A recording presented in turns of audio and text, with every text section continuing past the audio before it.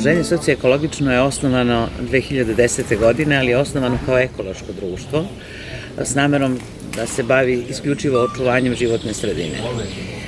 Videvši sve probleme u očuvanju životne sredine i još masu tih nekih drugih stvari vezano za edukaciju, svaki dan smo se sve više orijentisali na decu i rad sa decom. Tako da smo naravno u jednom momentu promenili ime i proširili naš statut da bi se mogli baviti ovim čime se sada između ostalog bavimo. Bavimo se sa decom koja imaju posebne potrebe. Bavimo se, prvo da pomenem i ovu, da kažem, zdravu decu, mi već godinama radimo profesionalnu orijentaciju dece po školama u našoj opštini. Ono što mi najviše volimo, a to je upravo ovo što smo danas videli, jer se na ovoj deci koju ste danas videli ovde na ovom mestu, odnosno tako i došlo do naše velike saradnje sa konjičkim klubom, jer oni imaju terapeuta i obučene konje za rad sa takvom decom i mi evo već 2 godine po projektu to radimo. Sad smo pokrenuli još jedan projekat, isto sa udruženjem odavde, a to je udruženje Tolinci. Nešto će više Nikola o tom kaže da ne govorim ja, to je u stvari zadržavanje, ono što smo govorili pre tih autotoknih vrsta, gde bi se ponovo zapravo naš uopšte cilj jeste da se što više seoskih domaćinstava u svakom pogledu uključi u ovaj rad. Da li je to kulturno, da li je to proizvodnja, da li je to nešto što je, znači, naprosto da sve bude na neki način zaokruženo. 2 godine imamo, kažemo, ovo terapijsko jahanje što nam se izvanredno pokazalo, podržalo nas je Ministarstvo za rad, zapošljavanje i podržala nas je i Pećinačka opština u jednom momentu, nadam se da će i ove godine, jer su jako veliki pomaci na toj deci. Znači, ta deca iz dnevnog boravka, konkretno iz Pećinaca, kad su prvi put došla, nisu mogli da se popnu na konja. Znači, bojali smo za ovog jednog da će pasti, da će svašta nešto biti, sad to bez problema ide. To što je gospođa Ruža rekla, naša saradnja, poznanstvo traje i duže od 2 godine, a saradnja traje već 2 godine i ono što ona je spomenula, terapijsko jahanje, razne aktivnosti koje ona sprovodi i to moram da pohvalim veoma ažurno i sa puno energije, zato i su tu i rezultati. Zato smo u krajnjem slučaju krenuli saradnju, jer smo nekako se našli na tom nekom našem putu, nas entuzijasta, jer mi sve to što radimo, počevši od te poljoprivrede, koja je, objasnit ću malo kakva, i aktivnosti sa ženama, sa decom, ja bi možda to podveo pod jedan onako krovni pojam održivi razvoj, o kome se mnogo priča sada, ali mi ga ne pričamo, mi živimo održivi razvoj. Vi se nalazite u Bojčinskoj šumi koja je zaštićeno prirodno dobro, u kojoj mi gajimo mangulice u skladu sa prirodom, jer moramo poštovati prirodne imperative ako bismo da ona potraje i da živimo zdravo u skladu sa njom. Ova deca koja dolaze na terapijsko jahanje, oko čega se i zasniva osovina naše saradnje, ja garantujem da nije isti efekat negde u gradu između nebodera na nekom malom manježu tog terapijskog jahanja i terapijskog jahanja u šumi u ovom miru i ovoj prirodi. Tako da sve to što radimo je cilj da na selu napravimo jedan zatvoren krug, kao što je gospođa Ruža rekla, da proizvodimo hranu, da živimo zdravo, da pružamo razne usluge koje selo može, a selo u Srbiji, u Vojvodini, u bilo kom delu Srbije, sveta, Balkana, selo može da pruži mnogo. Tako da ćemo raditi i dalje zajedno, razvijati jedan projekat koji je pomenut, je taj pašnjak koji se nalazi pored Bojčinske šume, koja je tako pokrenuta inicijativa našeg udruženja koje se zove Resurs centar Tolinci.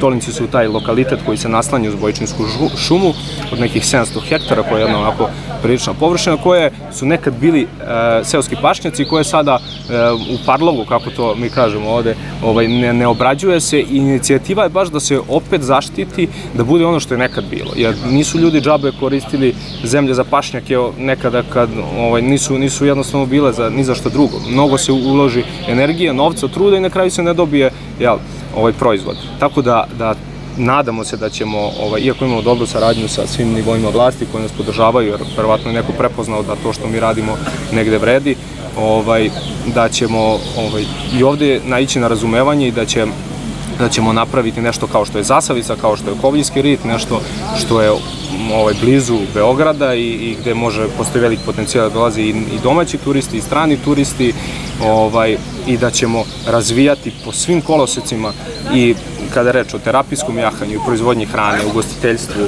raznim domaćim radinostima, zanatima, da ćemo napraviti jednu kompletnu ponudu i skroz promeniti način da život na selu više neće biti, uslovno rečeno, kazna nego će biti privilegija. Imamo konje koji su, jedni od, nije tajna, ali nema mnogo ljudi u Srbiji koji rade terapijsko jahanje sa obučenim konjima, sa licenciranim trenerima.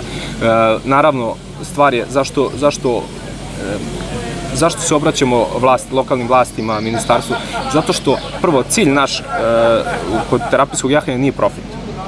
Jer jednostavno vi kad vidite kako deca napreduju, kakve su deca koje imaju neke smetnje u razvoju, kako to njima pomaže, to je dovoljna nagrada. Naravno, tu postoje neki troškovi koji se moraju pokriti, tako da mi sa tom nekom cenom idemo, da pokrijemo troškove, eventualno neko održavanje opreme, i zato nam je bitno da nas neko prepozna, ne nama. Mi možemo i da ne radimo terapijsko jahanje, ali je šteta ako već postoji potencijal, a to je u cilju roditelja, to jest država time pomaže roditeljima koji se muče sa decom sa smetnjama u razvoju. Koliko često se održavaju časovi terapijskog jahanja? Dinamika zavisi, ali jednom nedeljno mislim da je sasvim dovoljno, ne treba, jer kao razne terapije, ne znam, naprimjer kod psihologa, i to ne treba to da bude učestvovano, to nije sport, to je ipak terapija. A pravite pauzu u zimskom periodu? Pravimo pauzu zato što nemamo uslove za održavanje terapijskog jahanja u zimskim uslovima. Jahanje je po šumi moguće, ali ipak deca koji imaju malo drugačije potrebe, teško je to sve.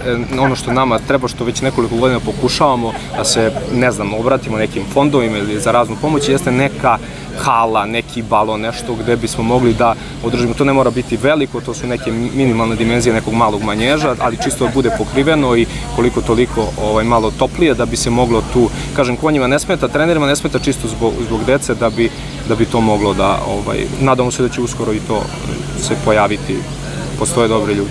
Ta hala bi trebalo bude takođe u okviru ovog kompleksa? Pa da, hala je tehnički bitno bude blizu, hala ne mora da bude ni na našem zemljištu. Ako dođe neko i kaže evo vam koristite samo nešto, nama je to dovoljno. Tu nije pitanje svojine, važno je da, vidite, jako je važno da ljudi shvate da mi ovde te stvari ne radimo da bismo izvukli nešto ili neko. Mi imamo restoran, imamo proizvodnju, imamo neke stvari od kojih može da se živi, da se radi, ali ovo je stvar koju treba isfinansirati zbog tog nekog opšteg dobra, zbog pomoći, zbog društvene odgovornosti. Da, kako lepo gospođa Ruža. Znate kako smo mi partneri, mi se dopunjamo u intervju. Koliko članica ima vaše udruženje? Evo ako, mi smo mahom ženske, muške, tu i tamo imamo, naravno kad nam trebaju muški raduju, ali zato smo se uključili sa ovim finim momcima, jer oni imaju u konjičkom klubu dosta momaka i sve što treba može da se uradi, od rampi i tako dalje, nas je ukupno 20. A kako ste došli na ideju da počnete terapijsko jahanje? Pa, naprosto, moram da kažem, krenula je tako što su moja unučad zaljubljeni, da kažem, u konje i moje prijateljstvo dugogodišnje sa i ocom i konjičkim klubom, i onda smo tako naprosto spontano, u tom je došla devojka koja je certifikovani terapeut, i onda smo tu priču, mi smo o toj priči razmišljali jedno 4-5 godina da bi je pre 2 godine faktički realizovali. Šta očekujete od ovog projekta Jaka žena, jako selo?